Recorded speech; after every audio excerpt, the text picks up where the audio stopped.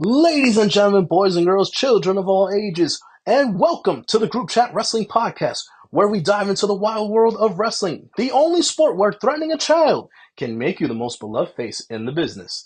Join us as we unravel the mysteries of wrestling storylines, analyze jaw-dropping matches, and speculate wildly on who's going to turn heel next. Get ready for a ringside seat to the excitement and absurdity of wrestling with us every week. Hi guys, and welcome to episode 16 of the Groupchat Wrestling Podcast. I'm your main host, Mike. That's Mike GWP on Twitter and Blue Sky now, because Twitter is a fucking shithole. Let the boys introduce themselves. Hi everybody, it's Dan here, your favourite Wolves fan. So I hate the Premier League, I hate the PGMOL, I hate Chris Kavanagh. Don't talk to me about football today. I fucking hate Chris Kavanagh. The worst. The worst of them. Absolutely. I'm Dov, and I'm back after a few weeks off. I'm Andy, and I was at Rev Pro yesterday. It was fantastic. I also hate the PMGOL, whatever the fucking called, because they're a bunch of cunts. Even though we won and I'm in a great mood, they're still shite. They really are. And I'm Wrestling Mark, and everything that's ever been wrong with AEW is Jimmy Jacobs' fault. I still can't believe that got traction. Fucking hell. You see the picture where it was like the cluttered office where it says before Wrestle Dream, and then the one where it's tidy and then it's after Wrestle Dream. The thing that made me laugh about the Jimmy Jacobs stuff was it was like a list of stuff that people whinge about on Twitter. And half the list was actually things that have been successful for AEW. And it was just like, it was clearly an IWC fucking thing. There's no way you can fucking throw all that at Jimmy Jacobs. It's funny. That not? But it's fun too. It's funny. But like, people were deadly serious, like believing it was Jimmy Jacobs. I hope Jimmy Jacobs is like the fucking thing. I heard he fucking shot JFK. Fucking hell. Of Twitter, in it that you can say anything on Twitter, anything, and it will gain traction if it's negative enough, because people want to feed into that negative perception of anything. Doesn't matter what it is. It doesn't matter even if, like, I know that the tweets I do that will gain the most traction will absolutely be anti-WWE ones. I know that for a fact. If I do an anti-AEW one, I'll lose followers. But if I do an anti-WWE one, it could be the most basic kind of shit that Hill Lucy cunt or Jobber Nation would say. The most lowbrow, gutter, 12-year-old childish playground bullshit. But it will still get like hundreds or up to 1,000 likes. And I'll get a lot of comments. We'll get a lot of abuse. There'll be the occasional death threat in the old DMs. But it's mad how like the negativity just spreads on there. People love it. People lap it up. People love the chance to kick someone, like just to make themselves feel better by kicking someone when they're down. Well, they're not even down. They don't have to be down. They just want to kick someone. It's Pylon City Twitter. I fucking hate it. It's fucking miserable cunts. That's all right when you call him JD from New York, though. Oh, fuck him. He's an exception, you know yeah. There's certain exceptions to the rule that you can make. Like, you can click your fingers and say, right, if there's a video of said person being actually racist, bigoted, any kind of like prejudice, if there's video proof of someone doing that, I don't give a fuck about your feelings. I don't give a fuck if people are piling onto you because you've asked for it. And there is a long video of JD from New York saying racial slurs. So therefore, I don't give a fuck about him. Like, he's not a nice person. He's an absolute charlatan. There's no reason for anyone to like feel sorry for that person because he offers nothing to the industry. Yeah, fuck him. Fuck him. It's like we say, you know, with the grifters. We said it last week, didn't we? We said all the anti-AEW people or people who just say stuff to, you know, get engagement. Most of them, like Bischoff, Conan, Disco Inferno, like they've done something in wrestling, yeah. That they 100%. Granted, not much, but you know, at the same time, it's like JD's done nothing. He has no credibility to his name whatsoever. So you know, it's madness. Like, for me, the exception to the rule of you know, not being cunts to people is when people are actively going out of their way to try and be nasty to other people, and that's what that JD does. So fuck him. He can be thrown under the bus because his entire fucking thing is trying to piss people off. So fuck him. And like you say, how the fuck there's a video going around of him being racist and no one gives a fuck? I don't get it. I don't get how. I don't get it. It makes no sense to me how this man hasn't had far more retribution for the kind of stuff he said. He's an awful person. He's a tiny little man, and it just beggars belief that people entertain him and give him a platform. But again, it's kind of like, again, for an American audience, this will mean very little. There's a guy called Mark Goldbridge who, again, I'm not comparing to JD because there's no video footage of him. He's an annoying little twerp, but that's what he is. He's kind of harmless at the end of those. JD's a bit more toxic than that. But again, people watch these kind of things to kind of laugh at them. And I suppose they probably do play into it a bit because we're not watching it for your insight. We're not watching it because we agree with you. We're watching it to laugh at you. We're watching it to be amused by you. And that's kind of how I assume a lot of the JD from New York audiences. They're watching it. They're either as bitter and as miserable as he is, or they're watching it and think, this guy's unreal. Like, how is this guy real? And they're laughing at him. And it works for him. It brings in enough money for him to live his life. But it just baffles me that people fund his life for his opinions on wrestling. While we're on the topic of him, obviously, I think we said before we recorded we were going to start, on a positive. So as it's only fitting that we talk about. Well, we've kind of done a Vince McMahon here, and we've absolutely ripped up the running order while we're live. We said we were going to go for the IWC. We're halfway through going for the IWC. Let's keep going now, and then we'll go on to the positive things after. It's a reverse shit sandwich. So as we're in the middle of it, we've shut the running order up. We're in the middle of it now. Let's wing it as we're going now. Who else do you want to fucking shoot at? Before you carry on, I'll just say, I fucking shit myself when you said that. We've done a Vince McMahon. I was like, holy fuck, what have you done? Fuck JD. I just want to get one in there as well. Fuck JD. He's a bellend. He's just a complete waste of space. I don't understand how he has a following. Nothing he says is positive. It's just, it makes no sense at all. I just want to touch on the JD annihilation from our Lord and Savior, the greatest booker in wrestling today, arguably, Mr. Tony Khan, calling him and just doing what Dave Meltzer does to Bischoff and just being very decorum, very, very polite, right. Actually quite dignified in his response. And you could just imagine JD in his little high chair in his studio being like seething with rage. I just had that. It was a very good day. I'm going to get slightly political here, but the way that's happened, the way that JD and Tony Khan's interaction, like one side of the argument is always very composed and just kill him with kindness and kill him with actual factual information, while the other side just scream nonsensical verbiage at you with no rhyme or reason for what they're saying, and they probably think they've won the argument when everyone's kind of laughing at them. And that's probably how JD is. JD probably thinks, yeah, man, like I did Tony Khan then. I'm sure Bischoff, probably in his senile state, thinks that he's often got the upper hand on Dave Meltzer, when Meltzer just like, for anyone with a functioning brain will see that, my God, this is embarrassing how one-sided this debate is. And that's how it was with Tony Khan and JD as well. It was really well executed, and it was just yet another humbling for that tiny little man. And a small man who doesn't understand what subjectivity means. Oh yeah, of course he's not going. There's no way if you sat there and said to JD, define objectivity and define subjectivity, he wouldn't have a fucking clue what we were talking about. He's a fucking prick. Anyway, let's move on. I'm bored of fucking talking about stupid. Speaking of pricks, Jon Moxley, what a prick! What a wonderful prick! He is a prick, and it's all going very well, and it's playing into the master plan. These opening segments on the TV shows are fucking unbelievable. Yeah, mate, again, I haven't seen Collision yet. Is there another one to start Collision off as well? Yeah, I don't know if it started, but I've seen the segment. I don't know if it was a start or what. Well, he's buried, isn't he? Now he's on Collision. That's it. He's done. He's over. Been relegated like Jamie Hayter. This is no high hyperbole here. This could be AEW's best storyline if they execute this properly. And I've got a level of conviction they're going to execute this and they're going to see this through really, really well. This has started so fucking well. It's RJ City though, isn't it? Isn't it? Who's doing it? Yeah. So these little openings, they're almost like film-like, aren't they? Like, like a movie. The way they're being done, it's very good. Excellent.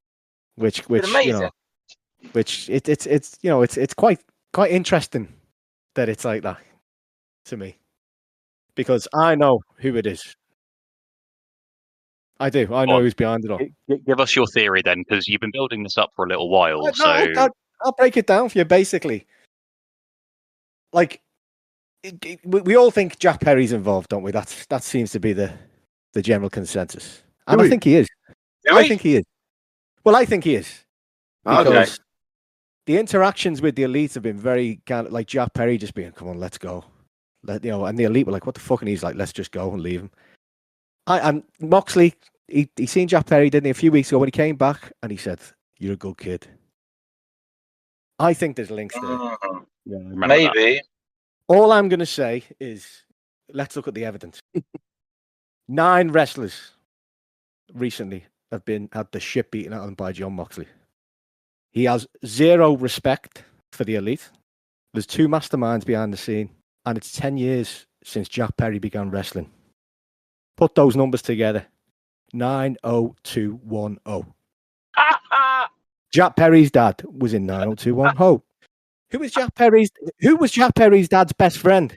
Who was his best friend? David fucking Arquette. Yeah. He's been what he wants his revenge on the wrestling business. This has all been in plan for a while. Do you know what I mean? April the 23rd, 2023. What's the significance? You say RJ City's behind this. What did RJ City do on April the 23rd, 2023? David Arquette was on AEW. Yeah, now it's making sense, isn't it? Now you're starting to believe. Who did David Arquette get it? Who stabbed David Arquette in his neck? Almost killing him. And Luke Perry had to take him to the hospital. Nick Gage. Who had a big feud with Nick Gage? Jon fucking Moxley. See, now the numbers are now the dots are joining. You're on board, aren't you, with this? I can't even argue with the facts here. You're doing a really compelling argument. No, but it is like and if you look through history, on David Arquette's 50th birthday, I've done some research here. Jon Moxley had a death match with Nick Gage on that same day. That's no coincidence. Honestly, David Arquette is pulling the strings. And I really hope it's true now. That's why these openings If this is how it goes, I'm going to be fuming. That's why the openings have such a Hollywood feel to them, because he wants his revenge because the wrestling world laughed at him. Jon Moxley and him, they both hate Nick Gage. Nick Gage tried to kill David Arquette. David Arquette's Luke Perry's best mate. 90210. The numbers added up. That's it. Case closed. Can I say this? I hope if it is David Arquette, that when they do the unveiling, they do it in Austin, Texas. You want to know one more thing? Because I'm Right. Columbo. One more thing. How old is Jon Moxley? 39? 38. He's younger than me. Fucking hell. How old was David Arquette when he won the world title? 38. Exactly. Well, you've bigged this up now, Andy. So when it's unveiled to be Shane McMahon, I'm going to be coming at you, saying like you lied to me. No, but look, I don't think it's Shane. No, I'm only messing. If Shane's involved, he's probably just working for David Arquette. David Arquette, honestly, he's the mastermind. Could be 2 people involved, like in Scream. Which he was also in. It's gonna be Shane. He's gonna get unveiled in Austin, Texas, so he can then go, "It was me, Austin. It was me all along." That's what's gonna happen. Sorry, man, I didn't realise I interrupted that. That was a good. I teed myself up a second time as you fucking ignored me. I was too focused on the numbers that the stats were right in front of me. The 90210, it spells it out perfectly, and I genuinely do think Jack Perry's involved. I think it's gonna fuck over the Elite. The Elite are gonna be like, what the fuck? They're gonna be destroyed, and I think eventually we're gonna get the proper Elite back, because the Elite are gonna be left as fucking embarrassing mess of what they've tried to do, and it's all backfired, and they're just fucked. I find it really. I think it's really interesting to see what the Elite do off the back of this, how they react. Do they cower and disappear, or do they eventually? Is there some kind of right, we're going to actually defend this fucking company. And then it ends up being like a face turn eventually. It's interesting to see how because that image of the I think Bucks so. and Okada on the aisle, it was posted on Twitter by Anna, and it was perfect. Like when the bad guys actually meet bad guys, and it was so true. And their facial expressions were fucking brilliant. It was such a good image of the Bucks and Okada looking like, oh fuck. It was so good. But the thing is, as well, if you look back at that, when they were there, they were all like, "Fuck, what do we do?" And then Jack Perry goes, "Come on." Jack Perry goes, "Come on, lads, let's just go," and he drags him to the back. Ah, I didn't notice that. Yeah, so like I think it could be a face turn with them saving the company, and Kenny Omega comes back, and we get the Golden Elite. And the unification of that would be like, I mean, other people are going to join them 100%. They're going to get more members. Yeah. And I think Omega returns. I think Omega and Ibushi like end up helping them, but I still don't think it's quite enough. And I think the thing that ends up saving AEW from them is Swerve and Hangman put their beef aside to spearhead it to victory or whatever. Honestly, if they go a full this needs to go long, this story. And till if next they do summer, it right, fuck that. Till next summer. And if they do it right, I think that's bang on what you just said there. Yeah, Hangman, Kenny and the Elite are like, Hangman, what the fuck, man? What do you know? They finally convinced, get him to sort his head out, and yet he has to put his shit aside with Swerve, and they have to team up to take down these cunts. That would be great, though. Because the way it is at the moment, it's like it feels like they're clearly building Orange up to be Moxley's first challenger. Because I don't think Darby's there yet. So I think we're going to get Orange versus Moxley at Full Gear. Because there's a story arc to tell with Orange about how he's lost his best friends and he's never he's doubting himself as a top guy kind of deal. So he can take the loss because he and Moxley are like one apiece now, I believe. So there's kind of a story to tell there, but. They're clearly making a big deal about how all these teams at the moment that Moxley's crew is like beating the shit out of, that they're not strong enough. They're saying, well, even with these numbers, are they going to be enough to stop, what's happening? So you clearly need like star power to come to the babyface side. And the way I see it now, I agree. I think the Elite eventually will maybe back off, but then it's Kenny who's like, spearheading the reformed, rejuvenated Elite. And I didn't think about the Swerve and Hangman teaming up thing because I hadn't considered that. That sounds fucking awesome. It'd be sick. I'm really interested to see how this plays out. The crowd reaction would be so good. We need just pure depressing endings for the next 12 months. For it to work. No, we do, because like I say, when the NWO worked as well as it did, if you look back, every pay-per-view ended on a proper downer with the faces getting destroyed. And every time the faces thought they finally had a grip, the NWO had one extra thing, whether it was a new member or something up the sleeve. And it was bit by bit, they just completely left them to the point where they had nothing. And then obviously that's when Sting was the one shining light coming down from the rafters after having been gone for so long. And it was, the more depressing you make it, the better it's going to be when someone finally gets a win. And I actually think Orange will lose, but then I actually think Orange joins them down the line. I think we get a dark Orange Cassidy because Jon Moxley has a lot of respect for Orange Cassidy. He's been through 2 wars with him, and that'd shock people. Cassidy turn. 100%. That'd be another depressing one. I think Full Gear, I mean, it's going to be Mox and Orange at Full Gear, I'd imagine. And I think Full Gear needs to be fucking bleak. It needs to be like, yes. So that's where I think we get the Darby wins the title at World's End. Oh my God, Darby's finally won it. Christian cashes in. Christian's a world champion. That means that the title dynamic is shifted away. So we've got the title having its own separate purpose to the Mox and, well, I mean, stop calling them Mox, the BCC. So that's its own separate entity. There's that big thing going on. You then got a world title scene as well, and then whatever else you obviously need going on. So I think that's a way to shift the world title away from it without damaging. Darby's lost the world title the night he's won it. Then Christian can go off and do his own thing when he loses it to whoever he loses it to, and then that's going on as well as the main storyline. Yeah.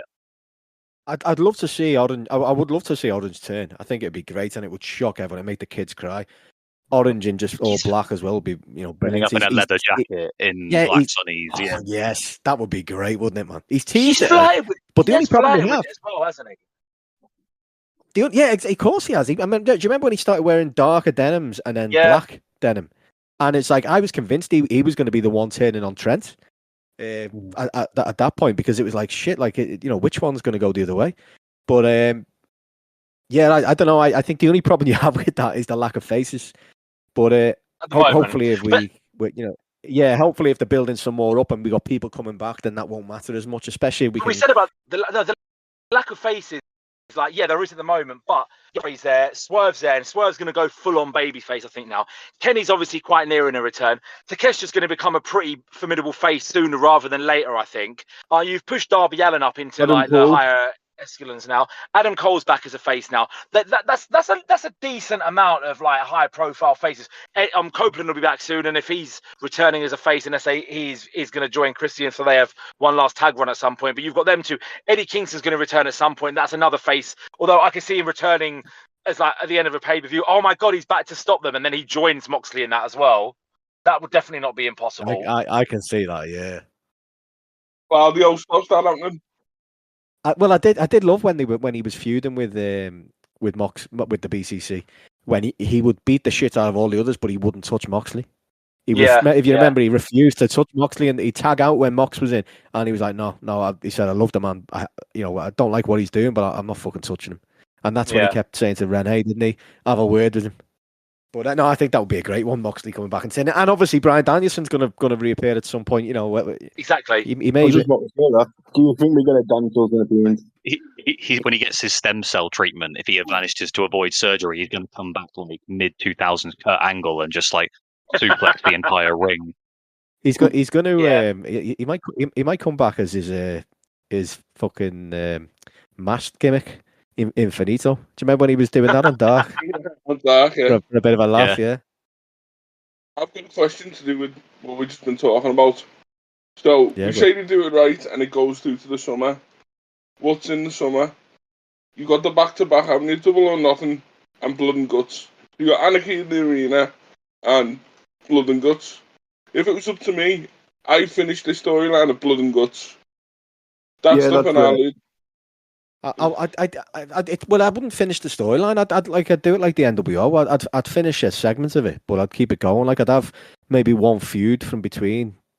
Maybe Mox and someone else. Someone finally gets a win, but then you just continue going along. Not run it into the ground like the NWO. Obviously, that was the problem with that. It went too long, and that's it. Like we never won. Blood and Guts is like what? It's going to give it like 7 months, but just out of curiosity, something to do. It's well too early, but if you guys were to book that Blood and Guts match now, what would your teams be? The Elite and Swerve. Again, yeah. So it depends on the numbers. So I think if you do the Elite and Swerve, so you have the Buck, Kenny, Hangman, and Swerve versus Moxley. I don't know. Let's say Eddie, Orange, Claudio, and Pac. So I think there's some stories to tell with Wheeler and Okada. Personally, I don't think Okada would want to team up with Omega, so I think there's a separate story to tell there. So that's just off the top of my head. I think that there's I could see that being a Blood and Guts match. I know saying the Elite is too easy, and it's not, and people will be like, oh, what about the young guys? I don't fucking care. I just want the best on my TV, and the Elite would be the best for me. It'd be fucking brilliant. The thing is, as well, you know, Kenny's going to be pivotal to this Elite story, and you never know. He might not be able to go for like a huge amount longer, especially if he's had this like surgery and all that. So you want to maximize the time you have with Kenny anyway, until you can't, and then it's too late. That's why I'd stick the belt on him myself. I'd probably have him be the one to beat Moxley. Yeah, has he been in Japan in January? Yeah, is he wrestling? No, I don't know if he's. Well, is no, he wrestling? I'm not sure. They haven't announced anything yet, but Tanahashi's made it clear that he wants to tag with Kenny at Dynasty. Yeah. Tanahashi said he's coming back to Doncaster as well, which was mad. Like, Sorry. Going to be getting that I'll as the talk meal about that in a deal, minute. mate. Yeah. Sorry. I reckon we get Kenny return at the end of World's End. Yeah. Is my prediction. It seems that's the best time for him because I think still even now, like early this month, Pota said he's like 2 months off. I don't think we get him at Full Gear. We might get like, I don't know, a tease, but I think we get him returning at World's End. I reckon World's End's a trip. The Elite versus BCC, like a 6-man or something, main event, like whatever. They get beat. It looks like AEW is doomed. Then Kenny's music hits and he comes. Yeah. And that's how we start 2025. Where is World's End? Where is it taking place? I'm trying to remember. Florida. It's Florida, is it? Yeah. Okay. Florida, Where Kenny lives. That is the World's End, isn't it? Yeah, very much so. No, it's I'm really interested to see how this whole thing plays out. I think there's obviously there's lots of interesting stories that they're telling at the moment, which I'm really invested in. But having this as like the dominating story about like, well, how safe is the company? Maybe Moxley, like, I don't know, attack Tony Khan, like goes one up on what Jack Perry did, and maybe like puts him through a table or something. I don't know, just to drive it home, like how serious it is and all that. But I don't think he does that. I think someone from the crowd comes out in a scream mask and attacks Tony Khan, and it's David Arquette because we've established we've worked it out. He's the guy behind it all. I hope someone takes out fucking Christopher Daniels. He's doing my head in. Yeah, same. They shit the bed so much, didn't they, with the fucking Elite angle? Like that could have been so good. So hopefully this does fix where they went wrong. I know it's cliche, but again, the Elite, they're not as intimidating as the BCC, are they? Like, no, they're still goofy a comedy kind of characters in it. Once Tony came, Tony's in charge. Like it didn't help. That was the whole. He came back too soon, didn't he? And it was like pointless, and like Christopher Daniels being Tony's kind of avatar. You're like, that was stupid as well because the Elite could have just told him to fuck off. Yeah. So like Christopher Daniels overruling him, and they're like, "What the fuck are you doing? Fuck off, Corey." You're legitimately scared of fucking Jon Moxley, aren't you? I'm not even there, and he fucking scares me. He's in the form of his life, isn't he? Yeah. It's I make no bones about it. Like, he was always the best of the three in the Shield, always, and it shows. Like when you give him time to kind of like flesh out his character and give him a bit of freedom to speak how he wants to speak, he can really tell a compelling story. And what I got to say as well is that he's making Marina Shafir look fucking awesome as well. Well, earlier this year, I didn't give two shits about Marina. I thought, you know what, she could, get released or get, relegated to like Ring of Honor or something, and I probably wouldn't bat an eyelid. But now she's one of the, she's being presented as a badass, and I think it's awesome. Well, that's what I was going to say as well. So like, I was going to say though, who would you say joins the good guys? If you like to defend AEW, and to go against her, who would you? Jamie Hayter. I would go with Jamie Hayter. I'd get this current storyline out the way, and then I'd have her be the one brought in to be, defending AEW. I mean, like, Willow. The one that would Willow be a good one. Yeah. Well, yeah, because if you've got the orange kind of heel turn, then Willow's kind of central to that as well. In that case, Statlander would be if they actually put some effort into the fucking reason why she's good. Yeah, true. She'd make great sense if Orange was turn heel. Ooh, yeah, Statlander. We can go with like the one that makes the most sense, and like I really hope they don't, would be Britt Baker because she's an AEW original, but she's not a face. She's not a good face at all. Like. Most of the people, a lot of the hate that she gets comes from the fact that she's not a face. Like, if she plays a bad guy, then it works more. Yeah, it's where her strengths are. Yeah, and like people don't like her for whatever reasons. That's fine. She's a bad guy. That's what you're not supposed to like her anyway. So fuck you, kind of thing. So I've got to just sidetrack here really quickly. So how we were speaking last week about how sort of the MJF Cole story feels a bit, uneasy at the moment. Like, it's because of all the stuff that went down over the last year. It's just not there at the moment. They've got a lot of like unraveling to do in order to make it. You know what I think they should do? Get some intrigue on this story. So you have Britt and Adam obviously do something on screen, and then you have MJF. Presumably, he's the heel. You have him take his Dynamite Diamond ring and lay out Britt Baker with it. Would that not just apparently, like, he likes going into women's locker rooms and hitting walls and shouting at women. Apparently, that would just be redoing the Jericho stuff, though, wouldn't it? When Jericho, I forgot about that. Yeah, this Adam Cole stuff, it's just a filler. I think they're just tying up loose ends for Full Gear. I think that's the Full Gear. Him coming back though like that was stupid. Honestly, I didn't like it. We'll see how they go with it, but the way they've done it's stupid. I think I'm looking at it more as they're trying to reset everything. So they are, but like it's like at the end of the day, it's been bad the last couple of weeks. The story's been terrible, and like I get they might be trying to reset a lot of things, but it's still bad. You know what I mean? If it's the kind of thing where, like I said, if WWE did it, I'd be slagging the fuck out of him. So you got to be consistent with this. The Chris Statlander stuff is some of the worst I've ever seen from AEW in terms of like one day, hey, and then they try to like make out that they try to fix it in post, if you like, by doing that stupid fucking bill. I like that Stokely put on. Yeah, but like it still doesn't explain the story. I get that he's trying to do something, but it doesn't explain it at all. You have people fucking online going, "Oh, look, it makes sense now." No, it doesn't make sense. Like I get what they're trying to do, but it still doesn't make sense. It doesn't. Like, I would have Adam Cole keep saying that he doesn't want the Undisputed Kingdom's help. I would have the Undisputed Kingdom come to try and help Adam Cole, and I would have MJF beat the shit out of the Undisputed Kingdom. And I'd have Adam Cole and MJF teaming again as a tag team, heel tag team though.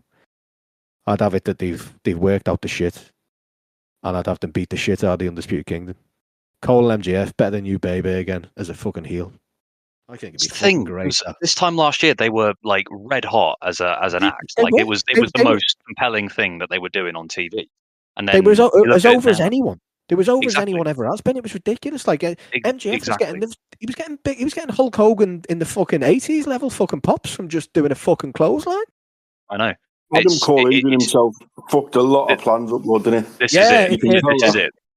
And MJF got hurt as well. Granted, and then everyone Cole was hurt at the same time as well. But then they had Cole turn heel, and then you couldn't really do anything with him because he had to get surgery to be off TV for a while, and then it just had zero intrigue. Like if Cole hadn't got injured, you could have had him have a heel run for like 6 months until Double or Nothing.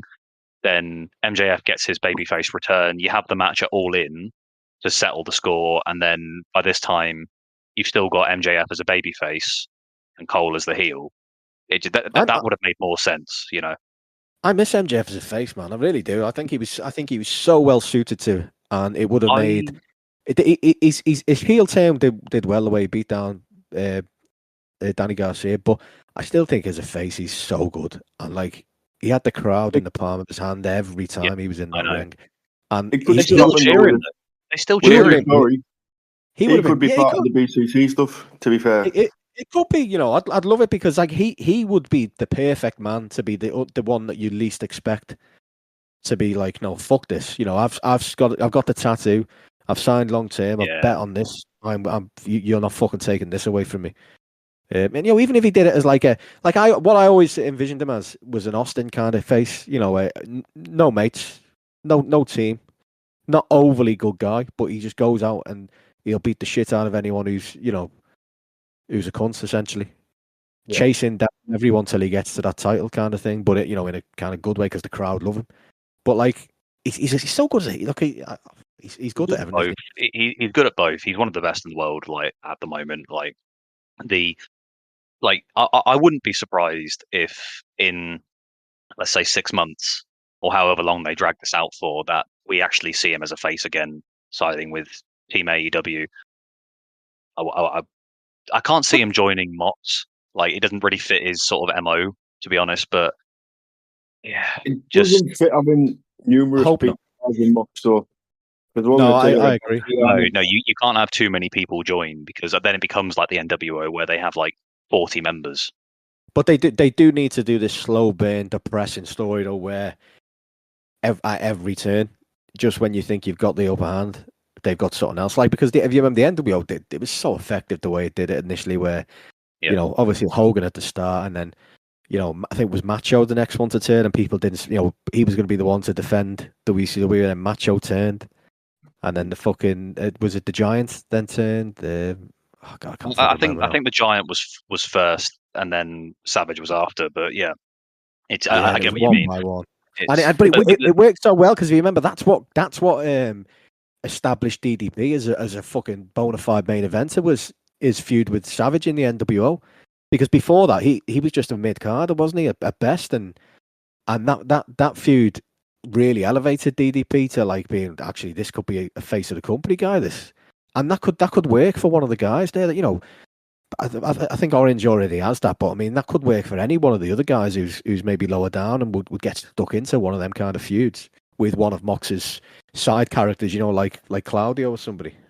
I think that group needs to not just exclusively attack baby faces. They need to attack like heels as well. Just because his whole thing is like, you know, people have been stagnating and not doing anything. That's what the NWO did, though, didn't they? They went after everybody. That's why they got the Giant in the end, because they were attacking the fucking the Dungeon of Doom, was it? I can't even remember what it was. That was a shit stable. Yeah.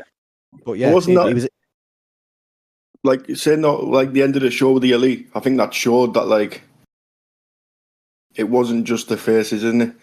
Yeah, because like they're scared. Like, well, as I've explained to you, lads, David Arquette's got this all planned out, and Jack Perry's involved. So watch it. It's going to unveil David Arquette, master plan. He's probably still got the old WCW. And here we go. We go for a year. David Arquette gets on top of everything. He's running the company. He owns it. He's taken over completely. We blow it off with a triple steel cage match. A triple cage match. That was coming. Ready to rumble. Let's fucking go. AEW Ready to Rumble. That's going to replace All In London next year, isn't it? Yes, that's it. Ready to Rumble in London with a fucking triple steel cage main event. Do it, Tony. Book it. And the Outrunners obviously have to be on the fucking face team, especially when FTR fucked them over. Yeah, but it's like, you know, I can't help but feel like excited about the idea of like Mox and Co mixing it up with like LFI and like House of Black and people who don't always have like a real sort of clear babyface heel tendency. You know, just beat up everybody. Yeah, that's it. Just to show how serious they are. Yeah, and I'd even have them go after the Callis family. Go after the Callis family. Yeah, definitely. If you really do want to turn Takesh to face, have Mox's group eventually go after the Callis family, because, like I say, the NWO didn't give a fuck whether you were a face or heel. They went after everybody. FTR could be a shout for joining Mox's crew, to be fair. I was just thinking that then when I said about them turning on the Outrunners, that would be a good one, yeah. Just before we move on to the Rev Pro stuff anyway, can I Shelton Benjamin? What a performance the other day, by the way. Oh, amazing. Oh, mate. It was so good. He hasn't lost that step. I don't. Is he gained a step? Because that's better than anything I've seen from him for a fucking long time. I mean, we know we can put that down. We can put that down to WWE's style with him, especially with Vince, the way he would have treated him. But since when did he return to WWE? Let's say 2018. I've got a clue. I wasn't watching that. That was 10 times better than any match he had after this recent stint in WWE. 10 times better. And I think we have to give a lot of credit to the fact that he's going to be working with better people, in my opinion. And there's no one better than fucking Leo Rush. Leo Rush, the best seller in the game. He's so fucking good. And it's going to be good as well, because he's going to fight Sammy Guevara on Wednesday, and I think Sammy's also a good seller for Benjamin's type of offense. It's just me, or is Benjamin like he's bigger now? Like he's almost like a super heavyweight. Like he's 260, 270. Who? Sorry, Shelton Benjamin. Like he. Right. I don't know. He looks bigger, but he can still move like a fucking cruiserweight. Sorry, can I just put this in? Do you know when his last WWE match was? No. Anyone have any idea? Hazard a guess? I don't know. 2020. 2021. 2023. So he was there for about a year after. Him and Cedric lost to Sanga and Veer. What a match that would have been.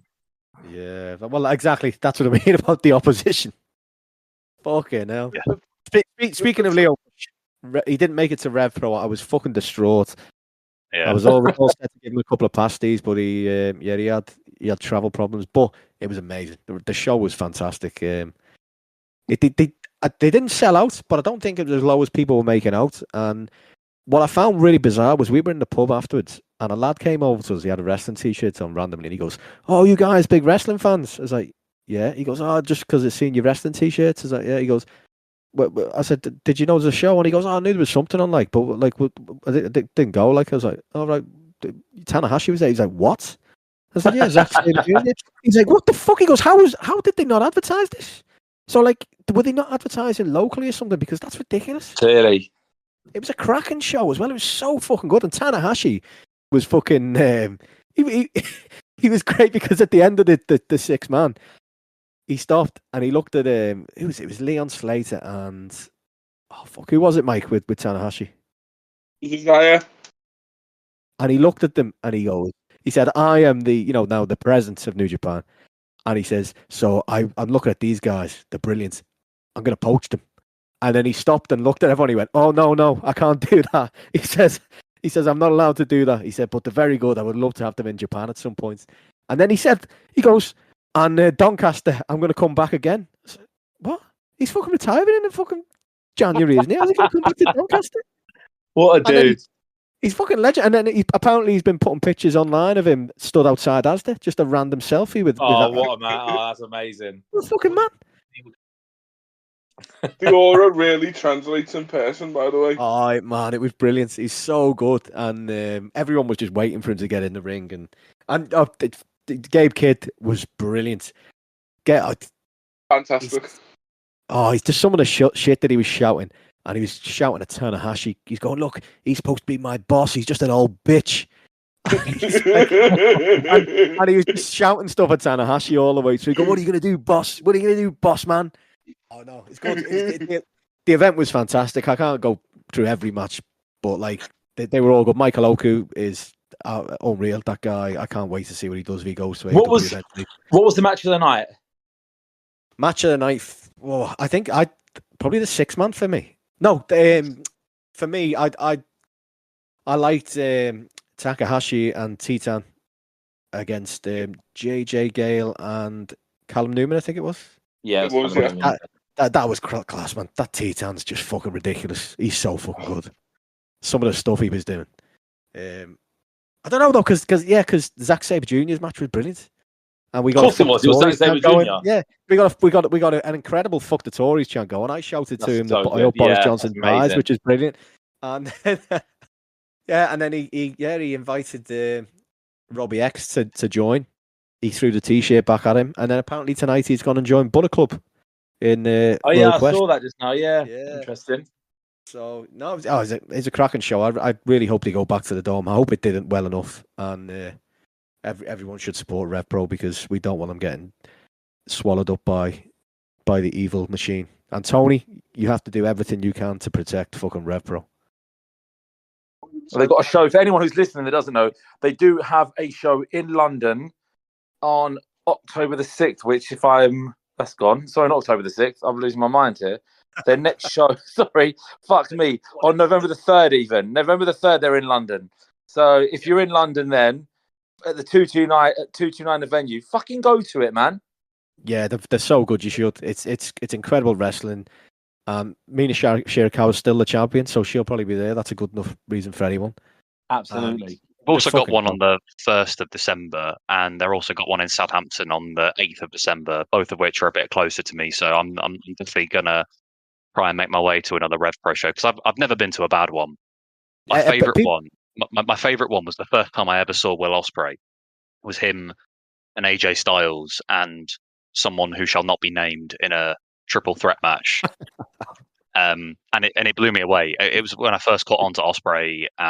and it was just a few months before AJ signed to WWE. So I was very glad I got to see him it was at York Hall. So it was at like yeah, and on the same show we had Okada and Gedo versus Tanahashi and Jushin Thunder Liger, and you had Nakamura on the show as well, and you had Kyle O'Reilly versus Kushida. You had like just loads of fucking awesome names. Naito was on it as well before his knees were turned to powder. Yeah, fucking awesome. Everyone should support all your local indies anyway. Or 100%. Rev Pro is fucking brilliant. Like they always have a good card. If you want to go to a show where you're going to know people on the card, you're going to know them, and you're also going to get to know new people there that you're going to be like, yeah, these are fucking brilliant. Like they deserve a lot more exposure than they're getting. Rev Pro is always a good experience. I went to a Rev Pro show I don't even think I can't tell you when it was, whatnot, because I wasn't watching wrestling, but my best mate has always been like a hardcore wrestling fan. And we went to a Rev Pro show and I was like, this is fucking brilliant. This is probably, I'm going to say 2017. And no matter what your like political allegiances with wrestling companies and whatnot, if you go to Rev Pro, you're going to have a fucking good time because they never disappoint. Yeah, no, everyone should support them because we don't want them getting swallowed up by the big cunts. No. And so like the more you can Tony can work with these guys and help them avoid the trap that the other company sets, just fucking do it because they're great. And I mean that for all the companies as well. Progress, any of them. And if anyone knows how I can watch the Leon Cage Michael Oku match from Friday, please let us know because I can't find a video of it. If there's a streaming site that has it anywhere or anything, just let me know because by all accounts, it was one of the matches of the year, which doesn't surprise me because Michael Oku is he's so very good at wrestling. Yeah. How was the main event? I meant to ask, like, how was the main event? Was it Luke Jacobs and Ishii? It was great. It was brilliant. Yeah, it was Ishii, no selling a lot of stuff, and do you know what? I love him, man. Because Ishii is one of my favorite wrestlers that I've seen live. Like going back to Rev Pro, like one of the most memorable ones. Like me and my mate went to this Rev Pro show in 2017, I think it was. It was the first singles match between Ishii and Keith Lee, and the whole match was based around whether they would hit a suplex or Ishii would hit Keith Lee with a suplex. And they went on for about 15 minutes, I think the whole match was. And at like maybe that 12-minute mark, I think he finally hit the suplex. And I've never heard a crowd that loud. Like I've been to small indie shows, and you don't need like thousands of people in there to like get like a good vibe going. But that was one of the loudest reactions I've ever heard in my life. Like, and it was a fucking awesome match. One of the best chants of the night, by the way, was when in the first match the crowd was shouting shit house, and then someone went whose house. So then the entire crowd did whose house, shit house. Nothing like a British crowd. And like I find the indies like why because looking back, I hadn't been to Doncaster to an event at the Dome since I think it's getting on 20 years, 2004, 5, something like that. And that was a 1PW show when they used to do the Dome a lot.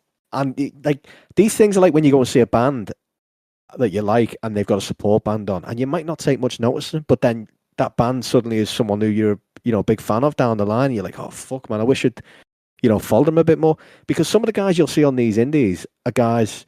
You'll get a lot of guys who you've known, obviously, but you'll get a lot of guys who you will know in the future, and looking back at that 1PW card. I cannot believe the guys that were on that card at the time. Fucking Sami Zayn was on it, Colt Cabana was on it, Nigel McGuinness was on it. These were all fucking like literally. I could go through that card, and every match is like someone who's then gone on to massive things. So everyone should really support the indies, and you'll see the stars of the future before the stars. It's do it. Don't let these companies die out. Talking about the Rev Pro main event, one thing I do want to point out: some dickhead tried to start a "you fat bastard" chant at Luke Jacobs, and was immediately, and I mean immediately, and Andy will attest to this, shut down by the crowd and told to shut the fuck up. And that was fantastic. It was fucking brilliant. He said that someone went, "Shut the fuck up," and everyone chanted, "Fuck that guy," and he got booed to Nice. fuck. Good. Whoever you are, fuck you. Go fuck Luke yourself. Jacobs is sick, by the way. He's a fucking damn good wrestler. I was going to say, I'd never watched Luke Jacobs before yesterday. He's got a fan in me. Oh, I became a fan. I'd never watched him until the Rev Pro Anniversary show, and his match with Michael Oku was just brilliant. I was a fan instantly at that point. I think I saw him on a GCW show once, and yeah, I was like, yeah, this guy's got something. Like he could definitely. I could see him being signed to like a major company in the next like 2-3 years. Definitely, I'm 100% going to make more of an effort to go to more indie shows myself, because yeah, that just reinforced it yesterday. The brilliance, especially Rev Pro. Rev Pro are fucking awesome. Anyway, based on that, I think we've put a lot of the negativity out the way. We've got some good shouts. We've got some excitement building for the future of AEW, possibly, depending on whether Andy's predictions come true or not. Well, I was going to say, Columbo Andy has lifted the lid. Yeah. So Mark, I understand you did a little Q&A on your Twitter earlier today. So why don't we unveil, see what they've said?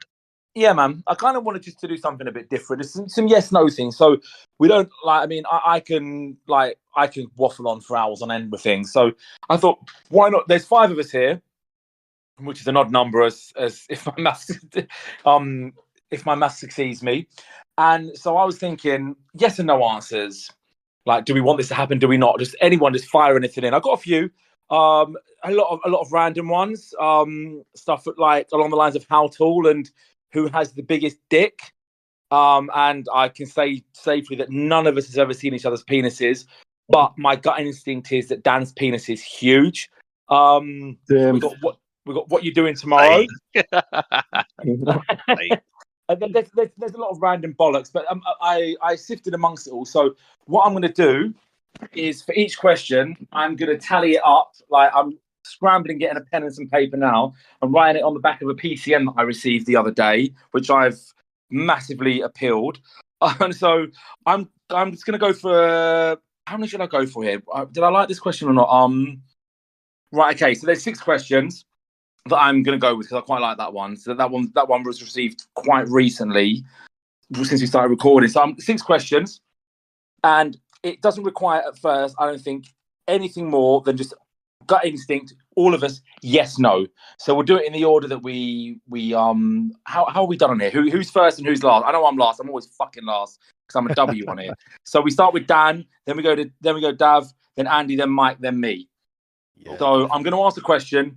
Like, this is the kind of thing, gun to your head, you've got to answer this shit quickly. There's no fucking around. Are you ready? Yeah, yes. boy. Okay, that's from the last time I did it. Something about Piers Morgan. We don't want to talk about Piers fucking Morgan. Okay, right. He's a cunt. A fucking deplorable cunt. A vile human being. Fuck him. Right, are you ready? Yep. In that order. You know your position in the rundown, yeah? Yeah. Yep. Sweet. Have any other wrestling company ever had a year of pay-per-views as good as AEW have this year? Go. No. No. So that's quite decisive. When Shockwave starts on Fox, would you do a brand split? No. Yes. Yes. It's a no from me. A no. So the decisive vote for me, and that is going to be a yes. So that's definitely something we'll come back to in a minute. Will Vince McMahon be found guilty? Yes. Yes. No. Nope. The decisive vote again. No, because capitalists always win. Do you guys prefer wrestling to football? Yes. No. Yes. Again, and for me, I love wrestling, but absolutely no. Actually, it's only because I'm a Wolves fan at the moment. It's only because I'm a Wolves fan, so I don't like it at the moment. That's fair enough. Well, I know that's And- we want one-worded answers, but I'd say outside of Liverpool matches, yes, because I don't watch any of the football. So Yeah, but if you if it was like watching a Borough match or watching Dynamite, then like I'm choosing Borough all day long. yeah, same. If it's Liverpool, but if you were like, watching whoever's on Super Sunday who's not Liverpool, or watching Dynamite, I'll watch Dynamite. Thanks. Yeah. And the final question I'm going to ask, I've realized we had two brand split ones that I'd kind of put in here. Gene Snitsky for the next Casino Gauntlet. No. No. No. Universal knows. So there were two Universal knows there. I don't think, and thank you for asking that question, Mr. Anonymous. I don't think we need to go into any more detail on Gene Snitsky for the next Casino Gauntlet because I think we've universally agreed there. So if we go back to the other one that we were universally agreed on, so we can kind of wrap it up quite quickly, is have any other wrestling company ever had a year of pay-per-views as good as AEW have this year? And no, they haven't. I mean, again, I'm going to sound as biased as I always do here, but fuck it. The only year any company has had, in my opinion, that can compare to AEW's 2024 is AEW's 2023. I was going to say AEW's 2021, to be honest. Yeah, that's exactly what I was going to say. 2020 for me. Yeah, competing with themselves is the point, though, I think. Yeah, Yeah, they compete. They are for the quality of people.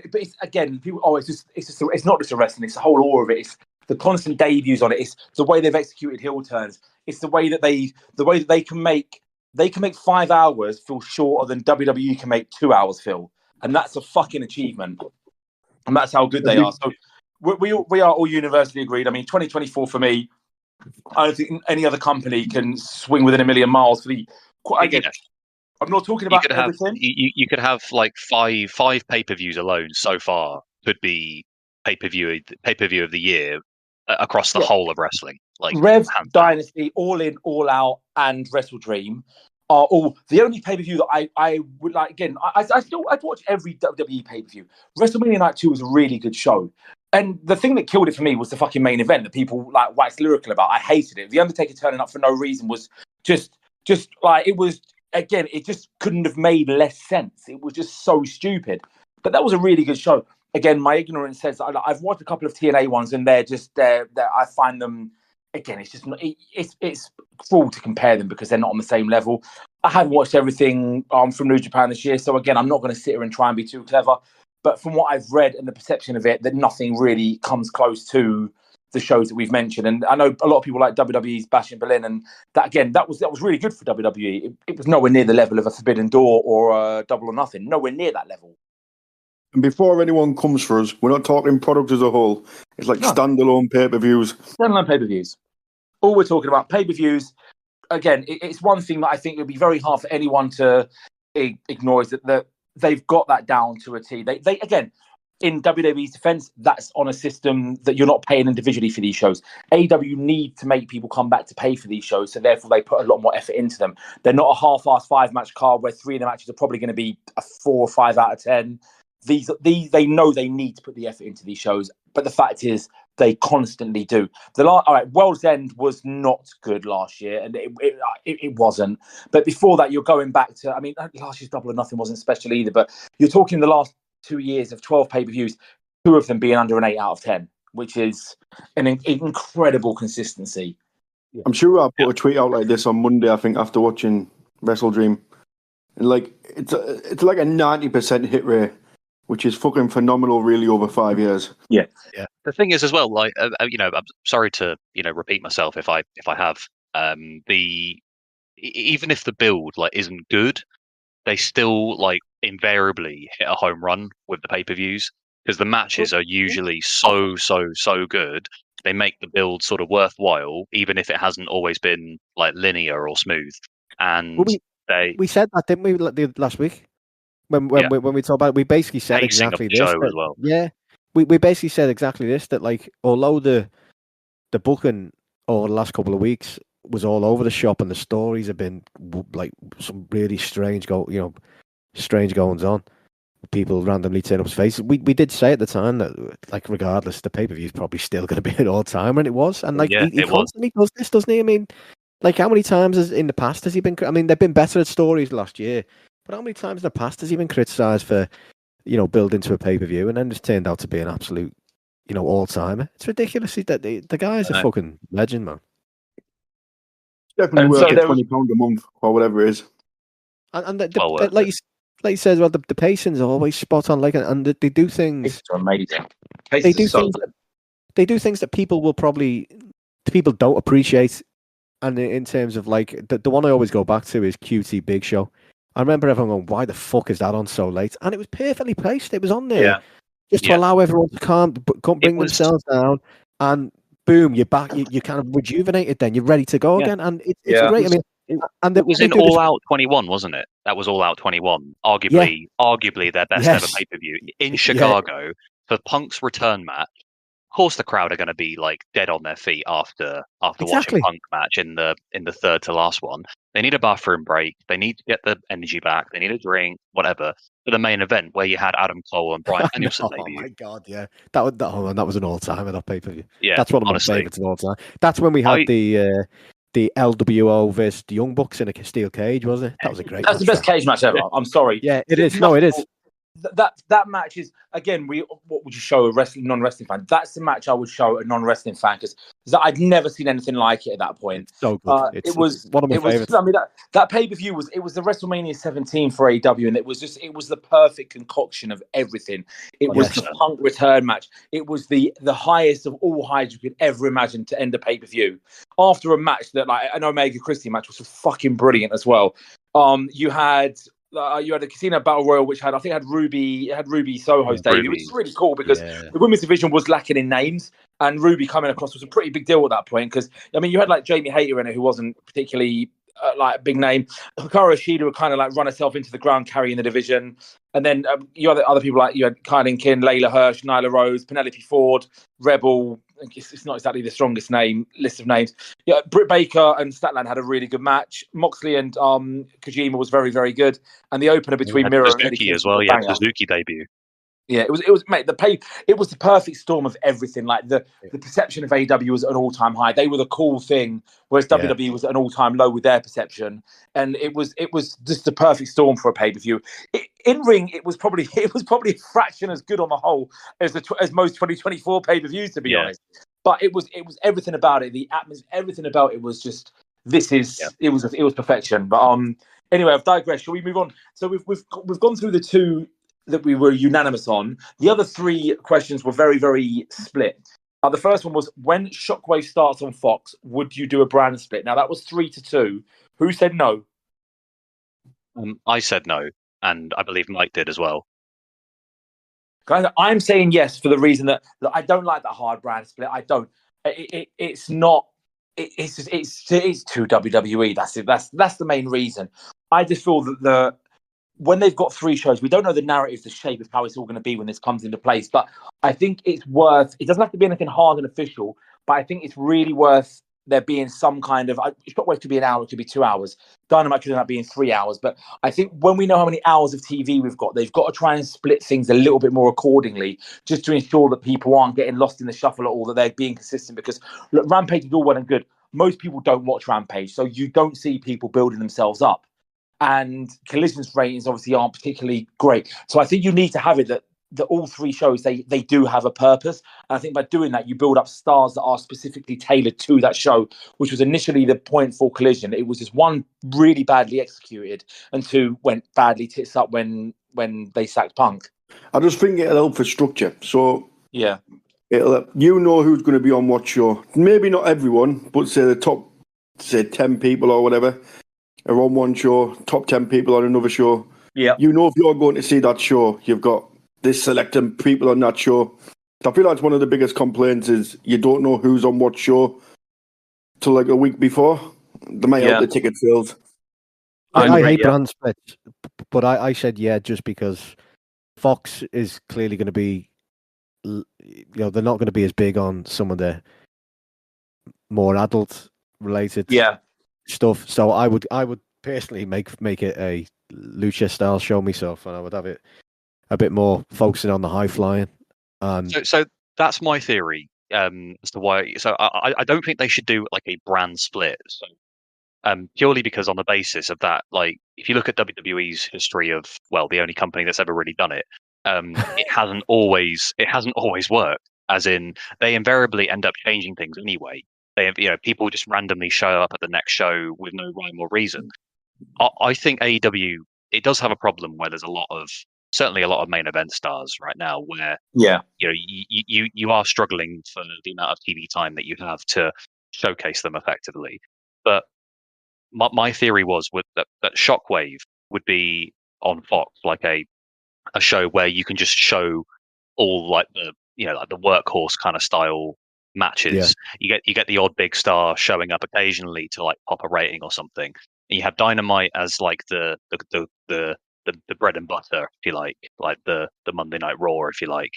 And whatever happens to Collision could be I just think they need to make Collision a more closer extension of Dynamite. Give people a reason to tune in. Because right now it's just doing what Rampage was doing. That's what, without Rampage, it gives it that opportunity to. So you can take the best match of, like, if they do have like the Shockwave being a bit separate as it's on a different channel, then you do need to make Collision something that is far more much see than it is, because otherwise it's going to get between 200 and 350,000 most weeks. Like, again, for the sickos, whatnot, blah blah blah. Like, I haven't watched Collision. I'm looking forward to watching it. I don't always watch it live because work reasons, and again, 3-4 a.m. sleeps aren't always the best thing in the world. But if they make it, like, if I could have watched last night if I wasn't working, watching Kyle O'Reilly Okada, 100% I'm going to do that. Even the Outrunners v Mortis and Root, I'm going to watch that kind of stuff. That's what I need. But sometimes when it's a pre-record as well, pre-record is always an issue. It's an issue for WWE, always has been. Pre-records are an issue, not just for the leaks, but for the reason that the companies are mindful of a show being pre-recorded. They ain't putting that much effort into it. Because they don't, you might get a couple of banging matches because you can't really put spoilers out there for a banger match, apart from the fact you can say it was a banger match, which might make people want to tune in. You do a title change, you do a big heel turn, you do a debut, you do a return. People hear about it. They've heard about it beforehand. It's not as exciting as when you're watching it live. Yeah, what I would do as well is on Shockwave, I would, like I say, I would go with the lucha style thing, or like the workhorse style thing, as Dan suggested, would be good. But I'd also have its own, like the way Dark used to have some of its own stories running on Dark only. And like, I would personally build towards a big blow off, a big match, a steel cage match, something between two guys that have got a lot of heat, in maybe Serpentico and John Cruz. Yeah, I mean, I just think like a hard brand split would, I think, devalue a lot of the kind of storytelling that AEW is good for.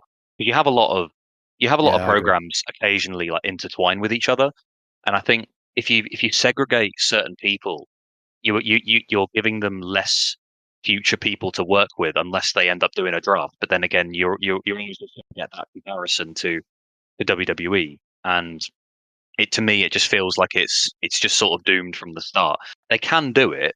They can do what what I proposition them to do, which is just make Dynamite like the main show, Collision an extension of that. So you have people, you give people a reason to tune in.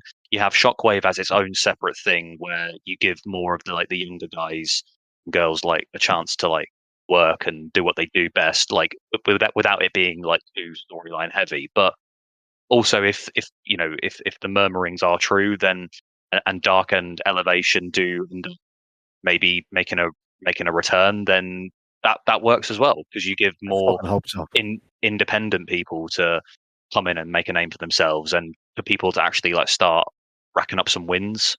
I just hope they bring the rankings back as well. Personally, it's that, and just reps for the guys as well. I mean, a lot of the guys probably really missed the amount of reps they were getting with Dark. You know, they were getting, it brought so many wrestlers on, having more and more matches on Dark, and just kind of getting the ring skills really kind of tipped up. Definitely. Some of them need it, and like, I really hope Dark comes back, because Dark was great as well. It had some great matches on Dark. We've said this a lot, haven't we? But I'd love Dark to come back. And like, as I say, I'm not a big fan of the brand split, but if Shockwave is going to be more of a family-friendly kind of thing, then I think you'd probably have to do a soft split of some sort anyway. You're not going to have Christian on there, are you, to laughing at people because the dads have died? Right, so there's two left. One, again, I don't think we need to go into too much detail on this one. Do you guys prefer wrestling or football? If I could just quickly whip through my answer. No, I love wrestling. Wrestling is my escapism. I have a Twitter account that I find myself spending way too much time on. I look forward to Dynamite every week and the pay-per-views and Collision occasionally. I enjoy it as my escapism. I enjoy conversing with my friends on here a lot. I enjoy chatting shit on social media and winding people up. But football is, again, it's my life. It's what I live for. It's what I breathe. I mean, I'm a Londoner. I'm English. It's meant to be that way. I've had 3 jobs in my life. The first 2 jobs I walked out on because they said, if you don't stay for this shift, you're sacked. And Arsenal were playing at that time. So I just, without even batting an eyelid, well, obviously I'm going to walk out. And so that's how I left my first 2 jobs. Football is as near as I will ever get to being religious. I'm not a religious man, but football is what I breathe. Football is what pays me. Football is what I love more than anything else in the world, apart from human beings. And again, I push music. So I can't really compare anything with football. But wrestling as an escapism is the greatest form of it I've ever had. So, I gave a slightly controversial answer where I said no. But being a lifelong Wolves fan, That's I agree with everything. That's a life of suffering, mate. Yeah, I know. Misery. Tell me about and it. Suffering. We had two incredible seasons in the Premier League, and under Nuno. We were in Europa League. We had we were beating the top 6 like regularly, and we could go to any team. We could beat them, even if we didn't necessarily play like at our best. And we're at a point now where that's not anywhere close to happening again. And that it is what it is. It's football, right? But I was talking about this earlier with the whole controversy surrounding our game today. Like I die for the badge. You know what I mean? Maybe that's a bit excessive. I wear the badge with pride. I am totally in love with the idea of going to support my team. I go to Molineux probably like 6 or 7 times in a season, and I love it every single time. So right now we're in a bit of a rut, obviously, for people not aware. So right now I'm using wrestling as my kind of escapism because I'm enjoying it so much. I'm enjoying it than watching my team play currently. I don't think that will last forever, but it's like Dab said, if you gave me a chance to watch Wolves or watch Dynamite, I'd watch Wolves. But I mean, right now I'm just enjoying Dynamite more. That was the one thing that I would say, if Arsenal say All In this year, All In's a once in a year thing. If All In, which is roughly a 5 p.m. start in the UK time, if Arsenal were at home that day to Man United, Chelsea, Liverpool, Tottenham, I wouldn't have gone to All In, and it wouldn't have been a tough decision either. I would have gone to that game. I got married on December the 1st, 2018. Arsenal played at home to Tottenham on December the 2nd, the following day. I left my wife in the hotel and went to the game. And then I went back to the hotel after I got home. We went home. I mean, she was fine with it. She understood. We joked the year before, as long as Arsenal aren't playing Tottenham that weekend, and then the fixtures came out and we were playing fucking Tottenham that weekend. Thank God it was moved to the Sunday, but we got married in central London. So we had the hotel till 3 p.m. We were the early kickoff. Shot down there, ordered her a nice big room service, shot down there, watched the game, kind of stayed a bit to celebrate at the end because we won 4-2, got back to the hotel. They weren't happy with me. Wife wasn't over the moon, but then, hey, we just got married. Let's just go to Vegas and the Dominican on our honeymoon. Let's forget that I left you in the hotel for 4 hours to go and watch Arsenal beat Tottenham. And there we are. It was easily forgiven. Well, not too bad. If I see a bad episode of Dynamite, I'm like, all right, here's what it was. If Borough get beat, I'm fucking fuming for days. But I'm after what happened yesterday with Arsenal, when the game finished, I'm anxious, I'm tense. I put myself in for a spa day as I'm off tomorrow. I'm going to get a massage tomorrow just to get rid of the tension because we fucking lost for the first time in 6 months. Like it affects my life. It's a very big part of my life. So just for whoever asked that question, that's the answer. I think that yes, all right, a couple of us might have said no, but we bleed our football teams and we just really fucking like wrestling / AEW. As I already said, for me, it's like if it's anything to do with Liverpool, fuck yeah. Or the footy can get to fuck. I have no interest in watching Man United, Man City, or fucking Spurs, Arsenal. From my point of view, it doesn't interest me at all. But when Liverpool are playing, that's the number one priority over everything. And I'm in a great mood because we won today. I would have been in a shit mood if we'd lost. So it is what it is. Lucky enough to have been to five. I've been to five European Cup finals, I think. Oh, you've been to them as well. That's sick, man. Yeah, I never thought I'd go to. I've told you the story before. Did you go to Istanbul? Yeah, I never thought I'd go to any because my dad would always tell me about all the ones he'd been. 'Cause he's been everywhere, and we got to Istanbul, and I was like, oh, and then my missus was due with our youngest around the time, and I was like, oh, I wasn't going to go, and then I had a couple of tickets, got a season ticket time, I had a few spare tickets to games with my dad, my uncle, my cousin, they all went over, and then literally the day before, my missus goes to me, just go, she said, I feel fine, just go. And I was like, so I ended up booking this mad trip all over the shop. And I've like around the world in fucking 2 days, and it was amazing. It's the best night of my life, and nothing like obviously outside my kids being born would touch that, and wrestling will never come close to that moment. And it's, you know, like I say, I've been to every European Cup final since. I've been to fucking trekked all over the shop to Kiev. You know, Paris was a shithole. Fucking hated it. Madrid. It's just fucking. It is. It's just football. It's Liverpool. Is that? I'm a Liverpool. I'm a Liverpool fan, not a football fan. Basically, that's the way I see it. And the way the Premier League's going, turning me more and more off football. But you can never take Liverpool off me. It will never ever happen. Unfortunately, it's keeping me interested in football. You know, it's part of me. So it is what it is. But like you boys both all said, like Dav said, if you know, if we have a shit match, I'll be fucking distraught. If Dynamite has a bit of a fucking shit episode, I'm like, oh, whatever. Watch next week, you know? It's a fucking TV show that we enjoy, you know what I mean?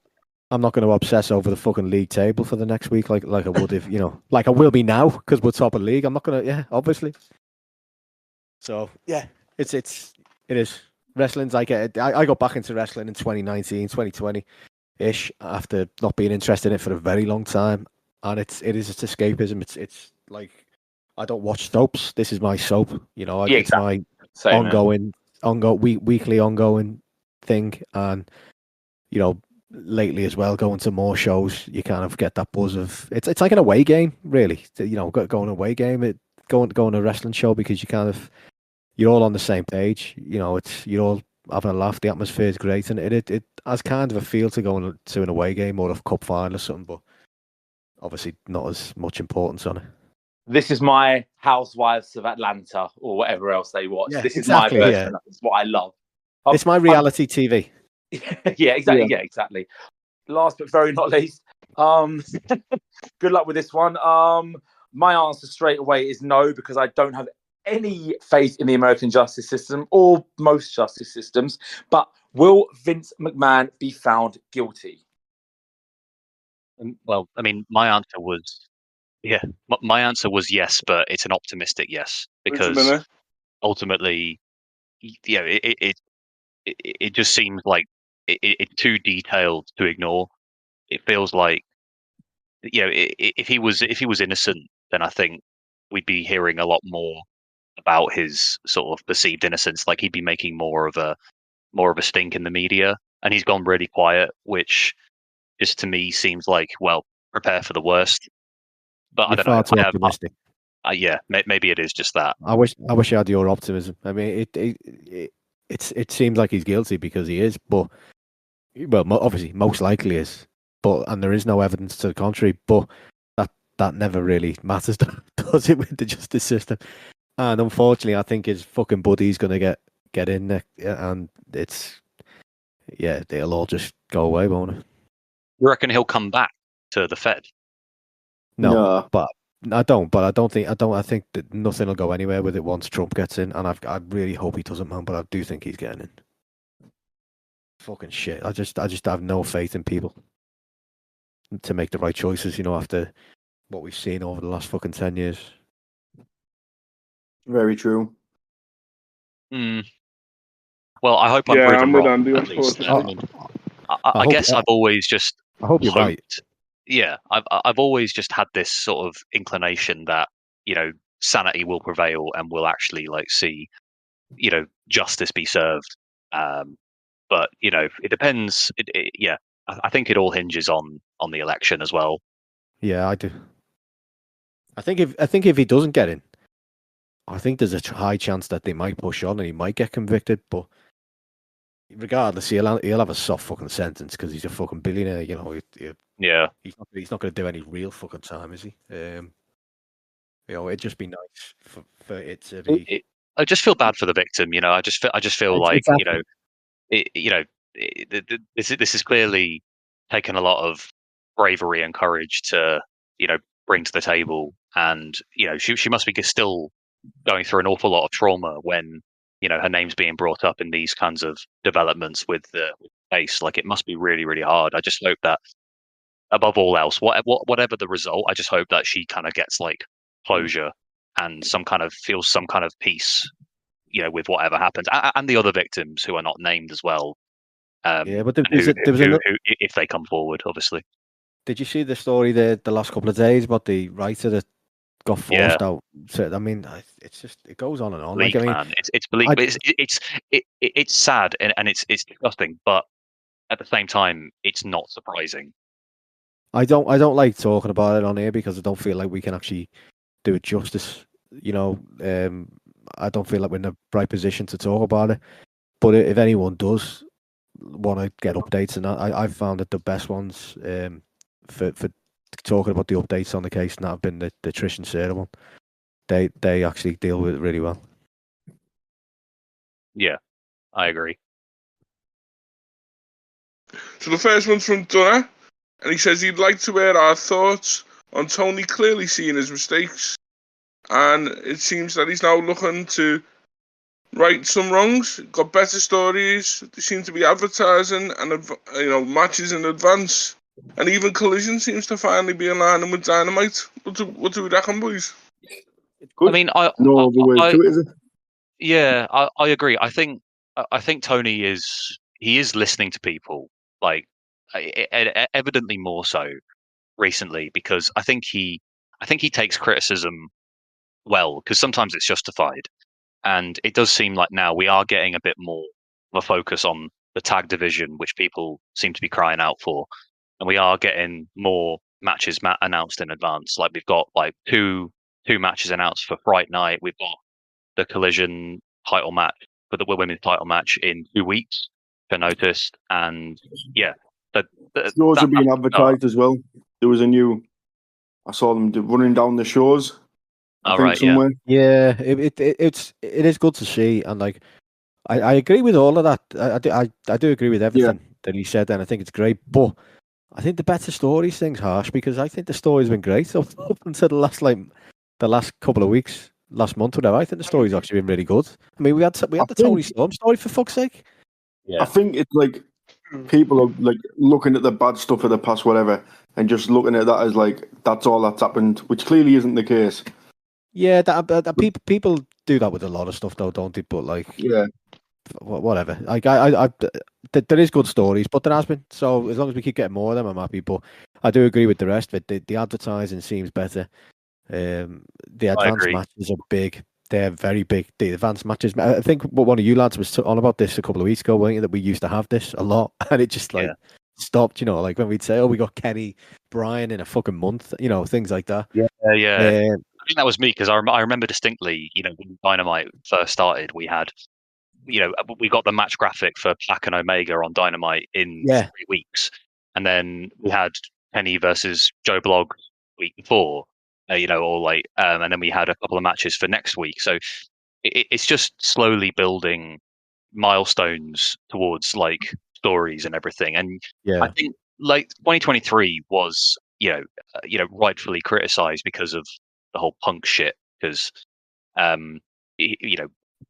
we had him just but we had him just playing like, doing his best Hogan impression and just saying like, well, no, I want it played out this way. And Tony was catering to him too much, and the product showed like he was doing that. So hence why it was Noel's house party it was first like a few months. But it does seem that he's learned from that, and it's 2024, as we said earlier, it has been like a really standout year in terms of certainly on the pay-per-views, and I can't really recall like any truly like bad episodes of Dynamite aside from the one post Mania, which was the Samoa Joe Dustin Rhodes one.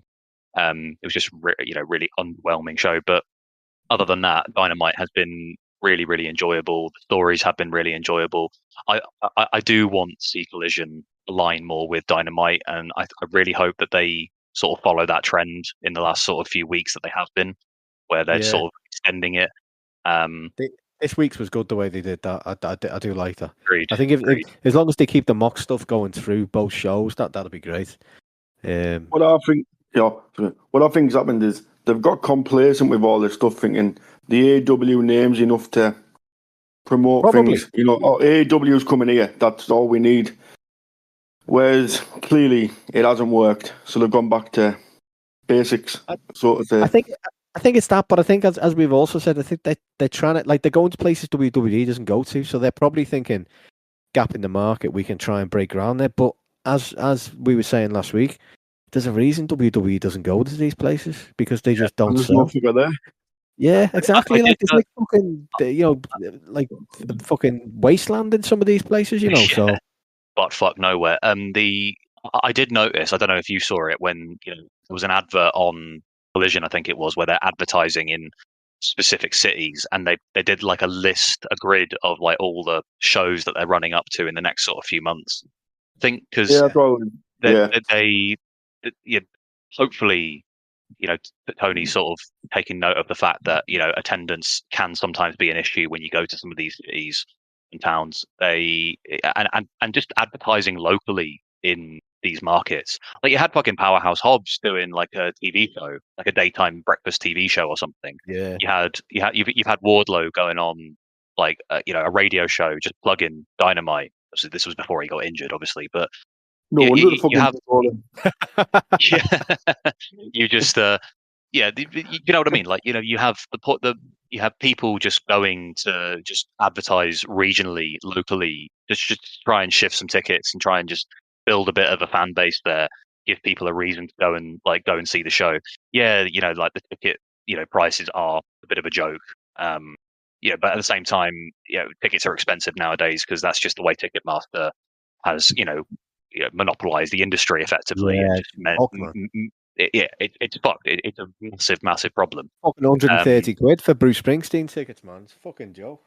Oh mate, like so next week I'm going to a gig. I'm going to a gig in Oxford. I'm going to go see my favorite band, like the Story So Far. And tickets for that were 25 quid, whereas you look at it maybe 5 years ago, 15 quid. And I know that's a bad example, but compare that to like a stadium show or like festivals or something, and it's like triple the price now. Insane. Yeah. Fucking show, but that's not just an AEW problem. Like that's an industry-wide problem. Like you say, it's a Ticketmaster issue. Fuck yeah. Yeah, fuck Ticketmaster. Well, no. But yeah. Well, should we go to the next question? Right, quick one just to finish us off. Pause. Just from the Beast Mode toast. He says, fella. Push one, lovely fella. Push one, fire one, job on out. And Helico, Scorpio Sky, or Ortiz? He's going first. All right, I'll go. I can make this quick. So I would push Ortiz, because I like him. I think he's all right. Fire Scorpio Sky, because I don't really vibe with him. And Helico can be a jobber, because at least that would get him on TV, and he does put on good matches. I'll go next because my answer is exactly the same. Dan's robbed me. My answer is exactly the same as well. I think Angelico's a hell of a jobber as well. He can put on a fucking great match with anyone. So yeah, I would do that. I think Ortiz has everything it takes to be pushed. I would love to see him pushed. Yeah, and Scorpio Sky is Scorpio lost Sky's somewhere. He's lost somewhere. One of the most boring shit I've ever seen. It was, and like he's a good wrestler, but like he has nothing else at all. And like I'm sure he's a nice fella, so nothing against him. I hate slugging people off, but like I think he's. Do you know what it was? It was in SCU when you have a group with Frankie Kazarian and he's the better talent. You're doing something wrong. No, but like I think he, I like. Remember when he came back? I think he's still stuck in that fucking nightclub somewhere. Looking to trying to get into private parties. Fucking like the one that's vanished. I think he's still there, and the nightclub's been closed because they forgot about it, and private party pretended it never happened. I think he's still there. I think he's still there. He's still going. It's like I haven't slept for 76 days. Let me walk. he's still trying to get in. I don't know what you can do with him. That's the only reason. Like I just have no idea what. Maybe someone I could have a great idea and get something out of him, but I just have no idea what you could do with him. To me, he's like Ricky Starks right now. Like he's he's a good talent. He's a good talent. I think he's better than Ricky Starks talent wise. I think he's a better wrestler. But he's in a room full of like diamonds, he's one that just doesn't sparkle. Like you look at the talent on the roster: Ospreay, Jay White, Samoa Joe, Moxley, Claudio, Pac, Okada, Shibata, Ibushi, Kenny, Hangman. Swerve. I'm missing probably like 20 others. Where the fuck does Scorpio Sky fit into all of that? You know what I mean? He's the kind of guy for me. Like TNA's a good show, actually. I think he'd do all right. He's the kind of guy for me though that could do with trying to do with his career what Matt Cardona did, and going and doing a lot of indie dates and trying to reinvent his character. Because I don't think he's got the personality though. I thought, yeah, maybe not. At least Matt Cardona had that, didn't he? He was always very big on the internet anyway. But what he did was unreal, and I think if anyone can try and emulate him, they do well, And I think that's what he would have to do, because at the moment he's just the whole Scorpio Sky thing's just fucking dead, isn't it? If he left, he'd end up in NXT just because of where he is now. AEW, ex-AEW. He probably would actually. Probably end up back with Ethan Page as a tag team. Yeah, well. Dan Lambert to Men NXT. of the Year, yeah, fucking hell. Men of the Year, tag team champs in NXT, let's go. And Ethan Page will be there telling everyone, look at me now. Yeah, fuck off. Look at us. You fumbled us, Yeah, no one believed in us. Yeah, NXT don't believe you either. They just want to get a fucking stick two fingers up over a fucking AEW. His run over there has been fucking... I know we're going Ethan Pitt, but his run over there has been absolutely horrendous by all accounts. And fucking Lexus King is... What's he even doing? Still shaping Who's shit. gone over? Who's the best one? Cody, obviously. Then what? Jade's the next best, isn't she? And she's... Well, I don't know about that, because she's still shit. That's my point. Who else has gone over? Andrade's gone over. He's probably the next best, though, I'd say. But yeah, he's not... I think... Well, I think we'll see... He won the speed title. What the fuck are you on about? No, if you're looking at it from AEW's point, if you're wrestling AEW's now, though, you look over there, you go, like, why would you leave? Especially for the same money. You're not gaining anything. It's an easy life, innit, for them. And I mean, it's quite ironic that Triple H said you don't want to do the grind, when the reason the Lucha Brothers probably want to go WWE is so the fucking Penta can dial it down to 40% and still put out matches. 5-minute matches every week on SmackDown. Yeah.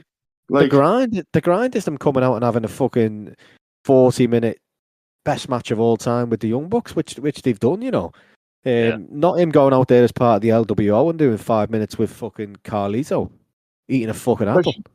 Especially with them 5-match pay-per-views, they'll hardly be on them. So they do a couple a year. Exactly. I mean, like, it's mad how no one pointed out at the time. Looking back, like Triple H saying you're running from the grind. The fucking grind is outside of WWE. WWE is where once you've got there, the grind's over. You get there, the grind's done now. Put your feet up, yeah. Put your feet up then. All it is you're leaving a place that values your in-ring capabilities, and you're going to go somewhere where you can water all that down. You don't have to work as hard. You have to do more dates, probably. You have to go on the road a lot more.